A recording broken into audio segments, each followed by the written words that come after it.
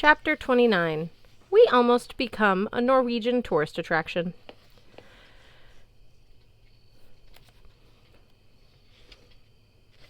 Jumping off a cliff was the least strange thing I did in Alfheim. Blitz, Hearth, and I hiked to an outcropping of rock at the edge of the Alderman property, the sort of place where a megalomaniac businessman could stand, survey the neighbors' estates in the valley below, and think, "Someday all this will be mine. Mwah-ha-ha-ha." We were just high enough to break our legs if we fell, so Hearth declared the spot perfect. He cast Raidho, the rune of traveling, as we jumped. The air rippled around us, and instead of smashing onto the ground below, we landed in a heap on the deck of the Big Banana, right on top of Halfborn Gunderson. "Ugh!" Halfborn roared. That was another one of his favorite insults. As he explained it, an Edgerol was a fool who sat by the communal fire all day, so basically a village idiot. Plus it sounded insulting. Eldus Fifel. Eldus Evil! We climbed off of him and apologized. Then I healed his broken arm, which was still in a sling, and had been re-broken by the weight of the falling dwarven butt. He said. "I suppose I forgive you, but I just washed my hair. You ruined my dew." His hair looked no different than usual, so I couldn't tell if he was joking. He didn't kill us with his battle axe, though, so I guess he wasn't too upset. Night had fallen in Midgard. Our ship sailed the open sea under a net of stars. Blitz stripped off his overcoat, gloves, and pith helmet, and took in a lungful of air. Finally. The first person to emerge from below decks was Alex Fierro, dressed like a 1950s greaser, her green-black hair slicked back, her white t-shirt tucked into lime-colored jeans. "Thank the gods!" She rushed toward me, which lifted my spirits for about a microsecond, until she plucked the pink Buddy Holly glasses off my face. My outfit wasn't complete without these. I hope you didn't scratch them. While she polished her specs, Mallory, TJ, and Semira clambered up to the deck. "Whoa!" Sam averted her eyes. "Magnus, where are your pants?" Long story." "Well, put on some clothes, Beantown," Mallory ordered. "Then tell us the story." I went below to get pants and shoes. When I came back, the crew was gathered around Hearth and Blitz, who were recounting our adventure in the magical land of elves, light and reeking dragon carcasses. Sam shook her head. "Oh, Hearthstone, I'm so sorry about your dad." The others murmured in agreement. Hearth shrugged. "Had to be done. Magnus bore the worst of it, tasting the heart." I winced. "Yeah, about that. I should probably tell you guys something." I explained about the conversation I'd overheard between the two Robins. Alex Fierro snorted, then covered her mouth. "I'm sorry. It's not funny." She signed. "Hearth, your father? The heart? Awful. I can't imagine." She continued out loud. "In fact, I have something for you." From her pocket, she pulled a Dionysius silk scarf of pink and green. "I noticed you lost your other one." Hearth took the scarf like it was a holy relic. He solemnly wrapped it around his collar. "Thank you." He signed. "Love." "You bet." Alex faced me, her mouth curling in a mischievous smile. "But honestly, Magnus, you fumbled the heart, you tasted the blood, and now you're talking to animals?" "I didn't talk," I protested. "I only listened." "Like Dr. Doolittle?" TJ frowned. "Who is Dr. Doolittle? Does he live in Valhalla?" "He's a character from a book." Semira bit off a chunk of her cucumber sandwich. Since it was nighttime, she was doing her best to eat all of the ship's food rations as fast as possible. "Magnus, any other effects you've noticed from the heart's blood? I'm worried about you." I don't think so. The effects might only be temporary," TJ suggested. "Do you still feel weird?" "Weirder than usual," Alex clarified. "No," I said. "But it's hard to be sure. There aren't any animals around to listen to." "I could turn into a ferret," Alex offered, "and we could have a conversation." "Thanks, anyway." Mallory Keene had been trying out our new whetstone on one of her knives. Now she flung the newly sharpened blade against the deck. The knife sank up to its hilt in the solid wood. "Well, well." "Try not to destroy our boat, woman," Halfborn said. "We're still sailing it." She made a face at him. "This is a good sharpener the boys brought back." TJ coughed. "Yeah, Could I see that for my bayonet? No, indeed. Mallory slipped the stone in the pocket of her jacket. I don't trust you with this little beauty. I think I'll hold on to it so you don't hurt yourselves. As for dragon blood, Magnus, I wouldn't worry. You are a son of Frey, one of the most powerful nature gods. Perhaps the dragon's blood simply enhanced your natural abilities. Makes sense for you to understand forest creatures. I nodded, slightly encouraged. Maybe you're right. Still, I feel bad that I took away part of Hearthstone's heritage. I mean, what if Mr. Alderman could understand animals? Hearth shook his head. Father was not Dr. Doolittle. Do not feel guilty. I have the Othala rune back. That is enough for me. He looked exhausted but relieved, like he'd just finished a 6-hour test he'd been dreading all semester. He might not be sure he passed, but at least the ordeal was over. Well, said Simra, we have the whetstone. Now we have to get to Flom, find Kvasir's mead, and figure out how to defeat its guardians. Then feed the mead to Magnus, Alex said, hoping it gives him the gift of speaking in complete sentences. Mallory frowned as if she found this unlikely. Then we find the ship of the dead and pray Magnus can beat Loki in a flighting.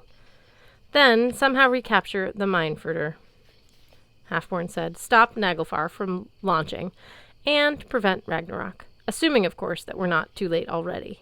That seemed like a big assumption. We'd burned 2 more days in Alfheim. Midsummer was roughly 10 days away now, and I was pretty sure Loki's ship would be able to sail well before that. Also, my mind stuck on Mallory's words. Pray Magnus can beat Loki in a flighting. I didn't have Sam's faith in prayer, especially when it was a prayer about me. Blitz sighed. I'm going to wash up. I smell like a troll, and then I'm going to sleep for a very long time. Good idea, Halfborn said. Magnus and Hearth, you should too. I could get behind that plan. Jack had returned to runestone form on my neck chain, which meant my arms and shoulders now ached like I'd spent the day sawing through a dragon hide. My skin itched all over as if my anti-acid finish had been sorely tested. TJ rubbed his hands with excitement. Tomorrow morning, we should enter the fjords of Norway. I can't wait to see what we get to kill there. I slept without dreams, which was a nice change, until eventually Simra shook me awake. She was grinning way too much for someone on a fast. You should see this. I struggled out of my sleeping bag. When I got to my feet and looked over the railing, I lost the ability to breathe.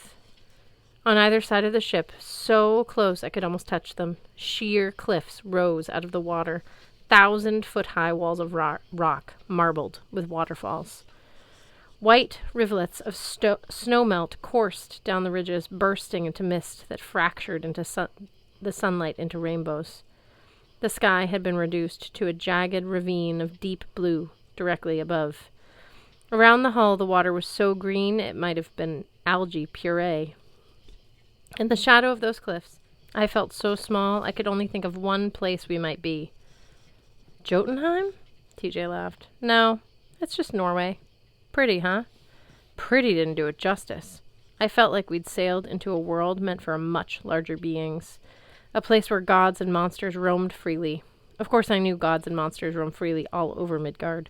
Heimdall was fond of a certain bagel place near Fenway. Giants often strolled through the marshes in Longview, but Norway seemed like a proper stomping ground for them. I got a little ache in my heart, thinking how much my mom would have loved this place. I wished I could share it with her. I could picture her hiking along those cliff tops, relishing the sun and the crisp, clean air. At the prow stood Alex and Mallory, both silent in amazement. Hearth and Blitz must still have been asleep below. Halfborn sat at the rudder, a sour look on his face. What's wrong? I asked him. The berserker eyed the cliffs as if they might collapse on us if he made bad comment. Nah, it's beautiful. Hasn't really changed since I was a boy. Flom was your hometown? I guessed. He let out a bitter laugh. Well, it wasn't much of a town, and it wasn't called Flom back then. Just a nameless fishing village at the end of a fjord. You'll see the spot in a minute. His knuckles whitened on the rudder. As a boy, I couldn't get out of here fast enough. Joined Ivar the Boneless when I was 12 and went a Viking. I told my mom. He grew silent. I told her I wouldn't come back until the Scalds were singing about my heroic deeds. I never saw her again. The boat glided onward, the soft applause of the waterfalls echoing through the fjord. I remembered what Halfborn had told me about not liking to go backward, not revisiting his past. I wondered if he felt guilty about leaving his mom, or disappointed that the Scalds hadn't made him a great hero. Or maybe they had sung about his deeds. From what I'd seen, fame rarely lasted longer than a few years, much less centuries. Some Einarjar in Valhalla got bitter when they realized nobody born after the Middle Ages had a clue as to who they were. "You're famous to us," I offered. Halfborn grunted.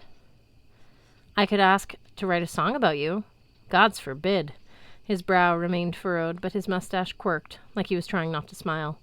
"Enough of that. We'll be docking soon. Keen, Fierro, stop gawking at the scenery. And help. Trim the sail. Ready the mooring lines." "We're not your private wenches, Gunderson," Mallory grumbled, but she and Alex did as she was asked. We rounded a curve, and again I caught my breath. At the end of the fjord, a narrow valley split the mountains. Layer upon layer of green hills and forests zigzagged into the distance like an infinite reflection. At the rocky shore, shadowed by cliffs, a few dozen red and blue houses clustered together as if for protection. Parked at the dock was a giant white cruise ship, bigger than the entire town, a 20-story floating hotel. "Well, that wasn't here before," Halfborn grunted. "Tourists," Mallory said. "What do you think, TJ? Are they exciting enough for you to fight?" TJ tilted his head as if considering the idea. I decided it might be a good time to refocus the conversation. "So back in York," I said, "Hergnir told us to take the train into Flam.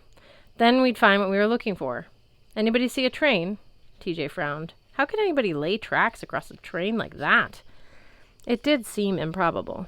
Then I glanced off our port side. A car zipped along the base of the cliff. It made a hairpin turn and disappeared into a tunnel straight through the side of the mountain. If Norwegians were crazy enough to build and drive on highways like that, maybe they were crazy enough to lay tracks the same way. "Let's go ashore and find out," Alex suggested. "I recommend we dock as far as possible from that cruise ship." "You don't like tourists?" Sam asked. That's not it," said Alex. "I'm afraid they'll notice this bright yellow Viking boat and think we're a local attraction. You want to give rides around the fjord all day?" Sam shuddered. "Good point." We slipped into the dock farthest from the cruise ship. Our only neighbors were a couple of fishing boats and jet ski with dubious name Odin 2 painted on the side. I considered one Odin quite enough. I wasn't anxious for a sequel. As Mallory and Alex tied the mooring lines, I scanned the town of Flam. It was small, yes, but more convoluted than it had appeared from the distance. Streets wound up and down through the hills, through pockets of houses and shops, stretching out about a half-mile long, along the shore of the fjord. I would have thought a train station would be easy to spot, but I didn't see one from the dock. "We could split up," Mallory suggested. "Cover more ground that way." I frowned. "That never works in horror movies." "Then you come with me, Magnus," Mallory said. "I'll keep you safe." She frowned at Halfborn Gunderson. But I refused to be stuck with this lout again. "Semra, you're useful in a pinch. How about it?" The invitation seemed to surprise Sam, although Mallory had been treating her with a lot more deference since the incident with the water horses. Sure." Halfborn scowled. "Fine by me. I'll take Alex and TJ. Mallory arched her eyebrows. "You're going ashore? I thought you wouldn't set foot—" "Well, you thought wrong." He blinked twice, as if he surprised himself. "This isn't my home anymore. Just a random tourist stop. What does it matter?" He sounded less than certain. I wondered if it would be helpful to offer to switch up the teams. Mallory had a gift for distracting Halfborn. I would have been willing to trade for her. I don't know, Alex maybe? But I didn't think the offer would be appreciated by anyone else. "What about Hearthstone and Blitz?" I said. "Shouldn't I wake them?" "Good luck with that," Alex said. "They're out." "Could you fold up the ship with them inside?" TJ asked. "Doesn't sound safe," I said. "They could wake up and find themselves stuck in a handkerchief." Leave them here," Halfborn said. "They'll be fine. This place was never dangerous, unless it bored you to death." "I'll leave them a note," Sam volunteered. "How about we scout around for half an hour? We'll meet back here. Then, assuming somebody's found the train, We can all go there together. We agreed that plan had a low possibility of violent death. A few minutes later, Halfborn, TJ, and Alex headed off in one direction, while Mallory, Sam, and I headed in the other way, wandering the streets of Flom to find a train and some interesting enemies to kill.